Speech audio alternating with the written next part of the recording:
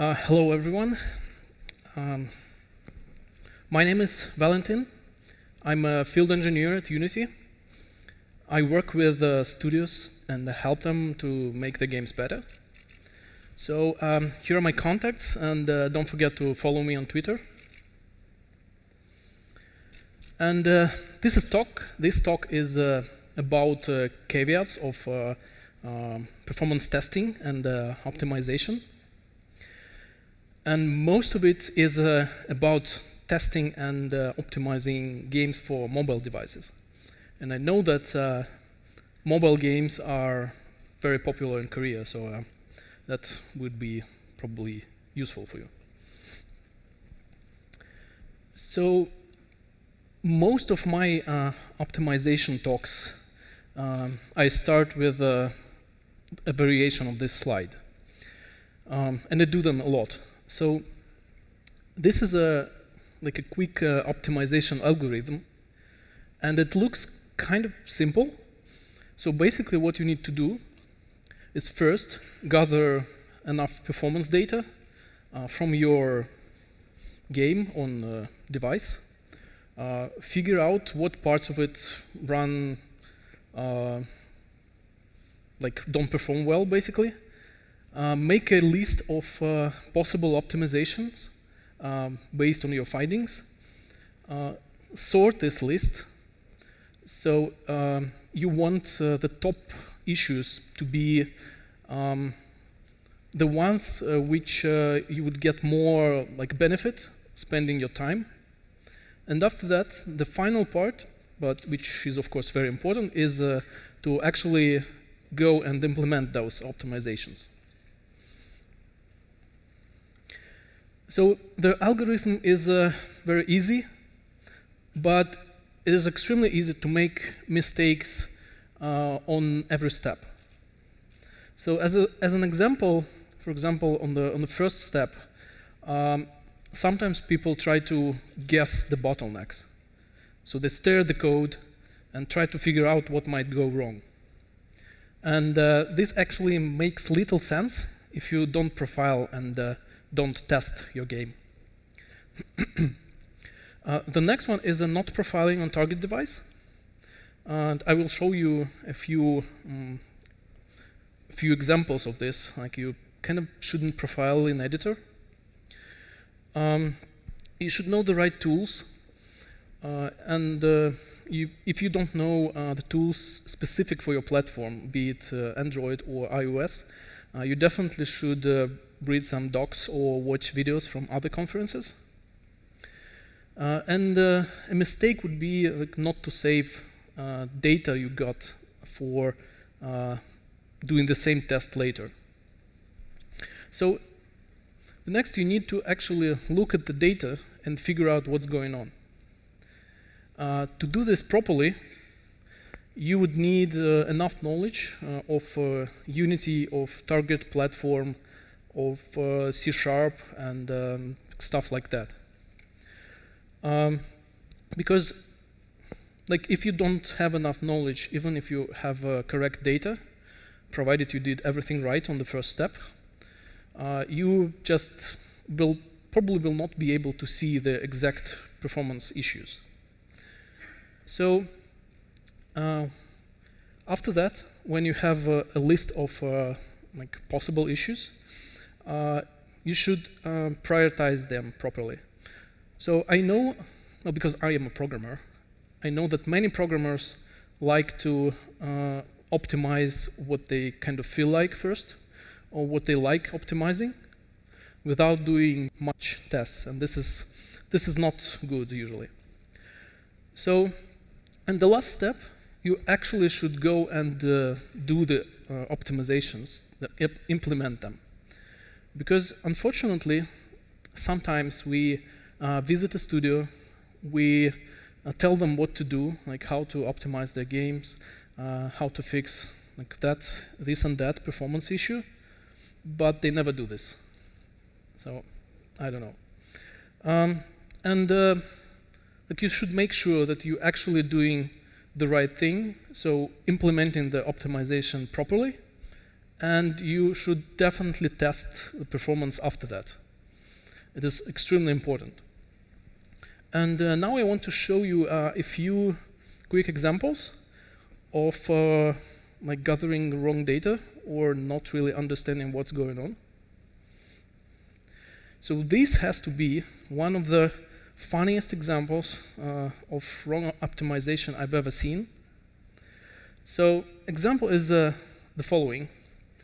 I've already told you not to profile the game in the editor, or I mean not like only in the editor.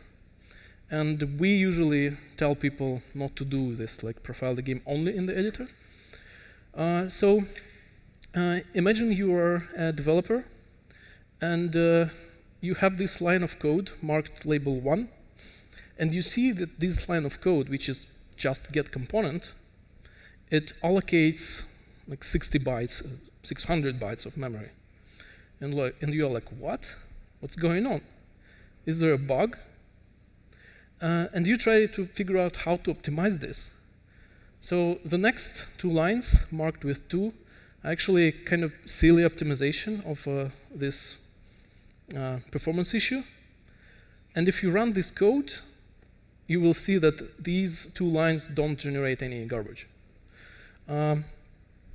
So I really cannot see you because of like this bright light, but I assume that there are some smiles in the audience and you understand what's going on. So basically, the thing is that this allocation will only will only be in the editor.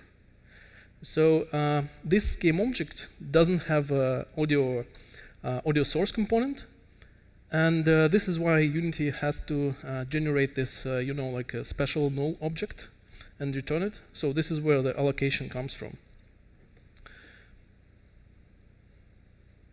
So this is one example.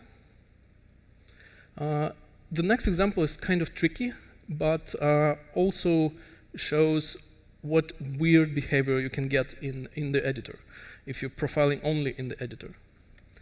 So remember this. When you profile a game in the editor, you're actually profiling the editor yourself, the editor itself, with all the other things which are in the editor, like all the windows and stuff like that. So here's a really simplified code.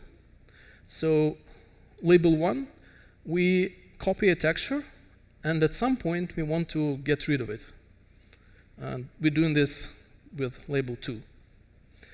But the texture actually stays in memory, and we're like, what's going on? And it turns out that by trying to test if the texture is unloaded, we have it selected in the inspector. And if we open Unity Profiler, we will see that the actual texture is referenced by the inspector window. So it is inspector window which is holding a reference to this texture in the editor, and this is why it cannot be unloaded. So the simple fact of observation actually messes up the result. This also happens in physics, by the way, and it's quite fun. This example is about not really understanding the platform or how Unity works internally.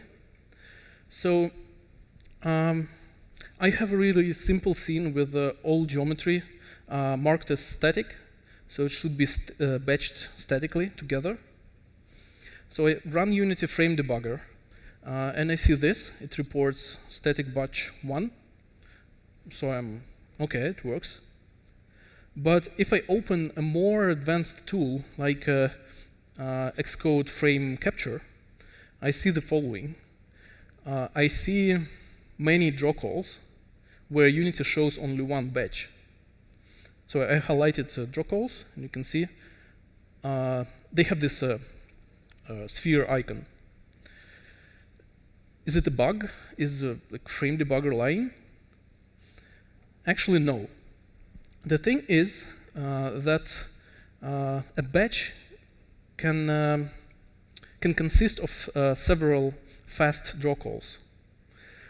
So this is how Unity static batching works. These draw calls are fast because there's no state change between them. So you can see state change as basically the other icon on the top. So you might have heard that draw calls are slow and stuff like that, but they are actually slow because of the amount of state changes on GPU that has to go before every draw call. And actually, if you look at 3 and 4, you will see that all these draw calls are drawing just different parts of the same combined mesh. So the mesh is actually the same. It's one batch, but it's being drawn by using few fast draw calls.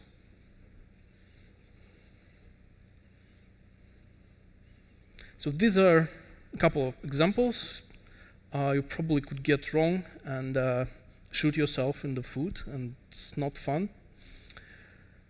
But what I want to say next is that there's a lot of information on the web about like everything Unity related, mobile related, and other stuff.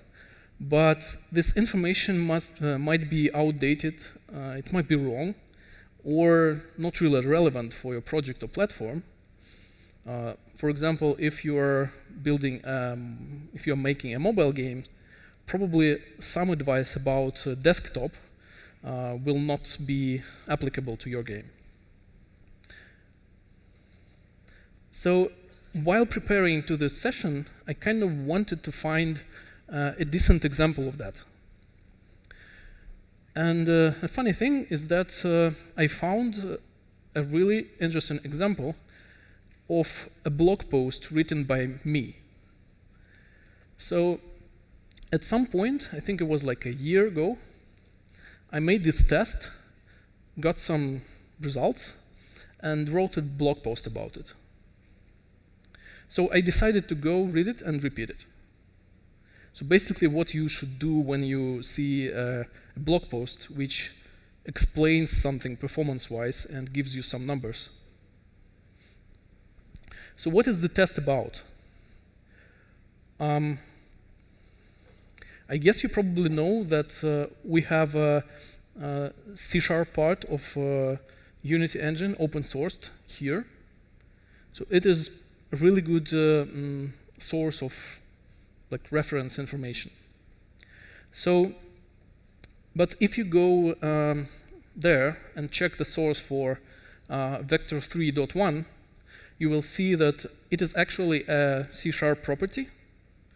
And it means that every time you call vector3.1, it is a function call. And the thing is that when you compile to IL2CPP, this calls to vector3.1 will not get inlined because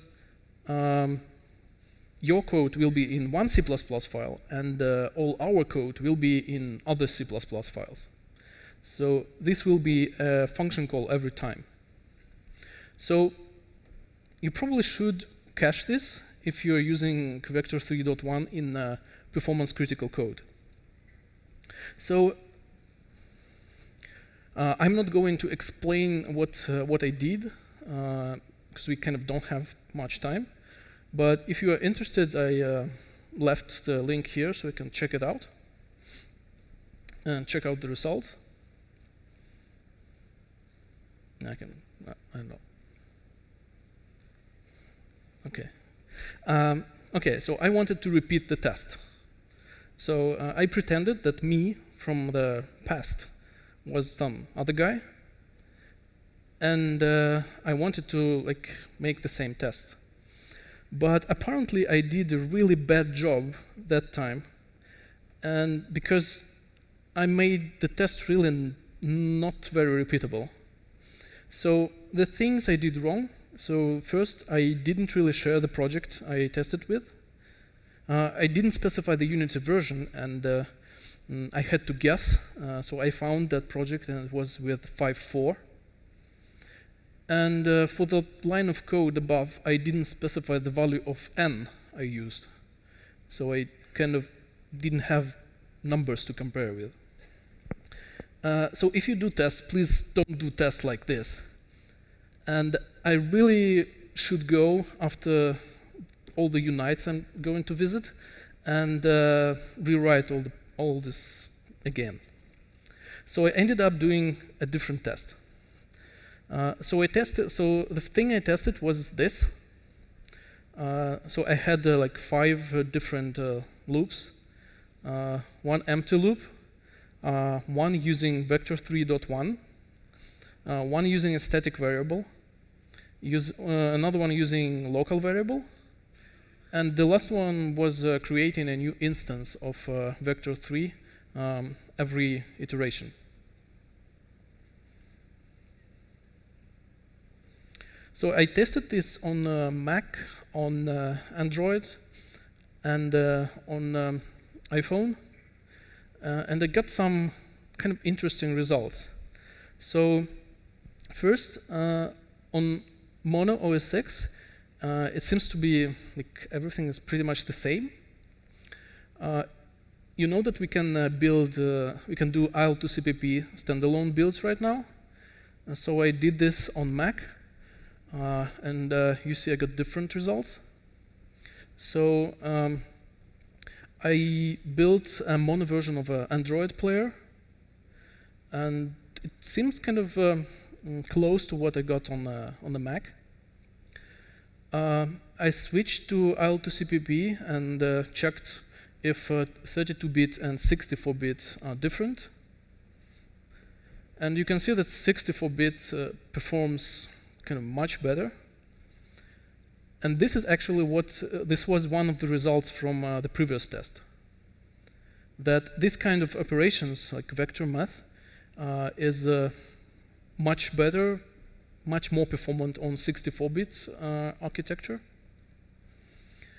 But the last one kind of surprised me, because I didn't expect that there would be a test where a local variable would be slower than something else, because it seems to be the simplest thing ever. So, and I actually still don't know how to explain this, unfortunately. So, if we take a look overall, like what's going on, we can see that you should definitely use IL2CPP. It's doing a super great job. It seems that for this specific test, optimizing vector3.1 makes sense. Should always cache such things in local variables, except I don't know what's going on iOS. But there's a simple way to find out if you know assembly code. So you can open the project, you can do the same test, open the project in Xcode, and see how it is compiled into assembly, and compare what's going on. But I would probably guess that this would be the whole separate talk and the fun talk to attend. So the main idea is when you see anything on the web, and especially if it's not specifically for your platform and for your Unity version, you should test it. So don't blindly trust anyone. Even me, I might have screwed up with the test too, I don't know. Test everything on your platform. Document what you did, write what version you used, and save a project somewhere.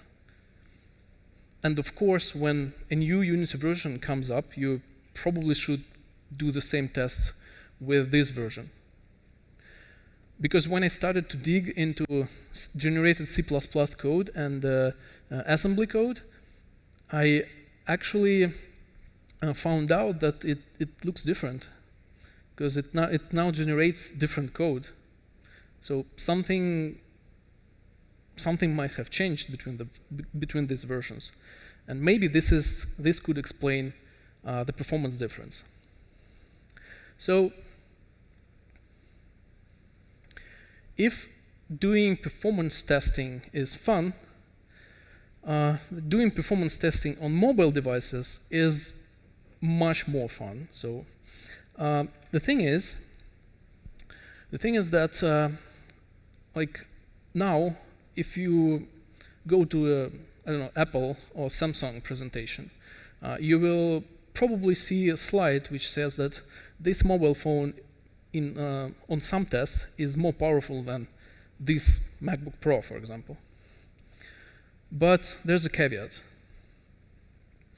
It might be more powerful, but for a kind of short period of time because of overheating. So so we probably know, like, when you play a game and it's super like shiny, it has shiny 3D graphics and stuff like that, your phone starts overheating. And actually, when the phone overheats, it starts performing like worse, and you can see this on the graph. So this is a test of 500 kind of high poly characters being animated, and so notice the FPS drops.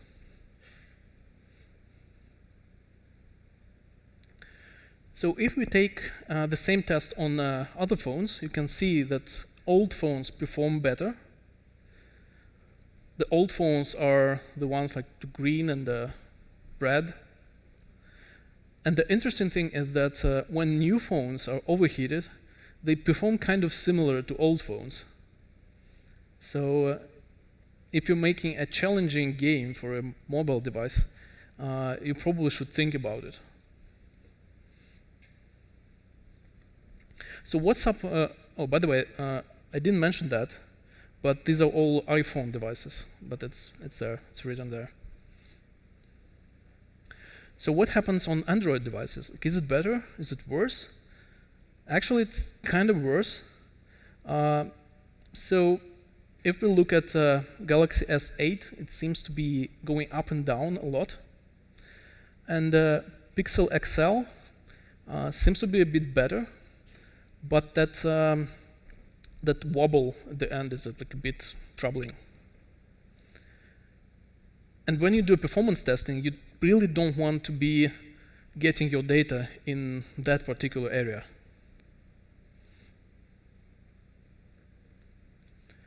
So tablets seem to be doing much, much better, and they are much more stable. And the most stable device, like the most stable Android device, seems to be NVIDIA Shield TV, which, well, it's quite big and it performs quite well. So probably Apple TV would have the same performance, but we haven't tested that. So if we do a slightly different test and lower the amount of objects, you can see a difference. So in this example, when we take 300 objects instead of 500 objects, the performance stays the same. I guess it's not enough to lower the device that much, so it overheats.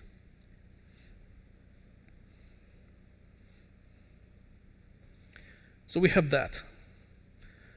And it was fun, but we have something else, which is called CPU frequency scaling. So the thing is that a mobile device tries to conserve battery power as much as it can. So this is why it can like power off parts of the chip. It can lower the CPU frequency when it's not loaded enough, like there's like nothing going on and no app is using CPU. It can scale frequency up when something intensive is running on CPU. And actually we've seen this effect. So when a device overheats, it lowers CPU frequency, and this is how we get this like really nasty performance drop.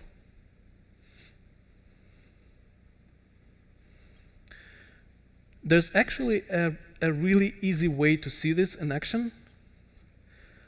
So if you run a test or like an app which is which renders a lot of 3D graphics or does a lot of work on CPU, if you run it from Xcode, you will see a picture like this. So you know we have a render thread and the main thread. So I built a special test which renders nothing. There's just like skybox and that's it. So this means that the actual load on the render thread should be constant. But as you see, the render thread is at the bottom. It is not. So it doesn't mean that the render thread is doing more work. When you see it seems to be more loaded. It's quite the opposite. The render thread is doing the same amount of work, but the CPU frequency is lower. So I added a few labels, and I'll try to explain what's going on. First, Unity starts. It loads the scene. It loads all assets. And at this point, there's much going on several CPU cores. And we see that the frequency should have been quite high. And after that, the scene is loaded. The scene is empty. It's just rendering the skybox. So render threads. So this CPU scaled down. CPU frequency scaled down, and we see this effect starting from label 2. At label 3. I started adding CPU work, just some code which constantly uses CPU and that does this more and more and more. And you can see how CPU work, starting from label 3, on the main thread increases, but it seems that the work on the render thread decreases, but it's actually the same work on the render thread. So this is the clear evidence of CPU frequency scaling. And at label 4, it kind of stabilizes. So at this point, the frequency is stable and it is high.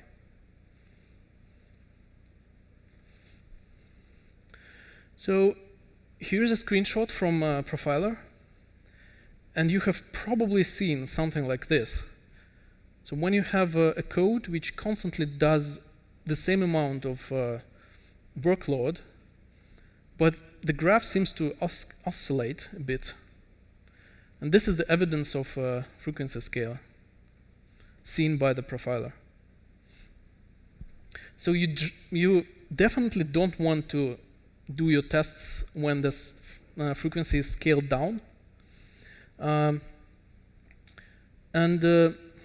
might be the case that you have a test or your game is not loading the CPU enough. So the CPU frequency is lowered, and this is why your game or test performs worse. So you should know that this exists, and you will be able to explain the things like this on the screenshot.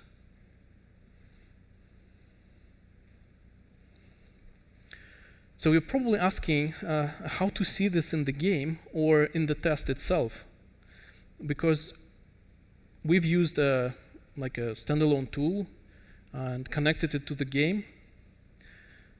Unfortunately, there's no API which reports frequency, current frequency.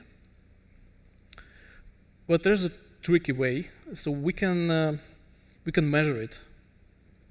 So,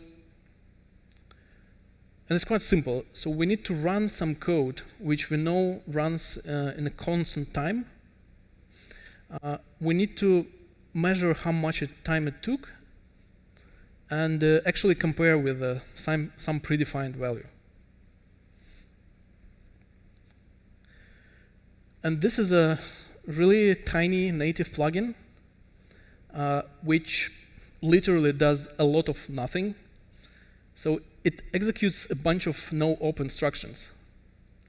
If you don't know, no-op means no operation, and it is a CPU equivalent of doing nothing while pretending to do something.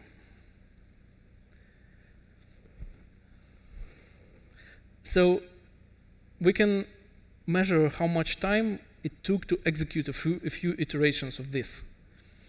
And from this, we kind of will see current effect of CPU frequency scaling.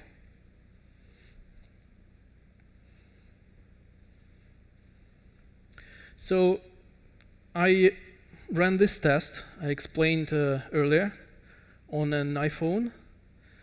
These are the graphs with like vector 3.1 property, the blue one, the static var, local variable, new. So I just ran it for a few minutes on my iPhone 6. And I also, using this plugin, I also graphed the relative CPU frequency. This is the most bottom line. I think it's pink. So the thing is that this iPhone is quite old, and it seems to be rather stable. And so I definitely need to get a new one. But what I noticed are these weirdly looking spikes. So they can see that they appear kind of regularly. And I know that at this point, I must be dumping the data I got from the test. So, and each time, because like more iterations passed, I dump the whole result for all iterations. So each time the result gets bigger. And as you can see, the spikes are getting bigger. You can barely notice them first. And you can see that there are spikes at the bottom. So at this point, for some reason, when I dump the data, the CPU frequency lowers. And so I figured out, okay, what if I stop dumping the data at these intervals and start dumping the data after every test iteration? Which is, of course, a bad idea, but I had to test. And we see the following, which looks much more cool. So I started dumping the data at each iteration. And the bottom, you can see how CPU frequency changes.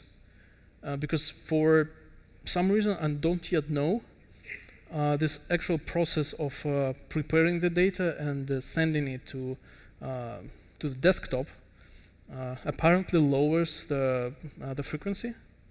It might be because there's a lot of work to be done, or less work to be done. I don't know. But the idea here is that some things you might be doing in your test, they might affect your test in a way like this. So if you're like sending data somewhere, or you are like preparing data for the test, it might actually affect the test itself. So you should at least know about it and try to graph your test like so, because like this graph looks kind of good, because only at the graph, like only visualizing your data as such graphs, you will see like weird spikes or some other effects of mobile phone performing whatever optimization it does with hardware. So yeah, profiling is easy, and I hope that I managed to like give you enough information about what not to do. And it's kind of funny that I had to cut a few slides because I thought there were much more of them, but that's all I have. If you have any questions about anything I've just told, or you want me to repeat something, I guess you have to write here. Cool. I don't know if this thing works, but there seems to be no questions. I hope this was useful for you somehow, and if you have like personal questions, you can come on the stage, and thank you for listening.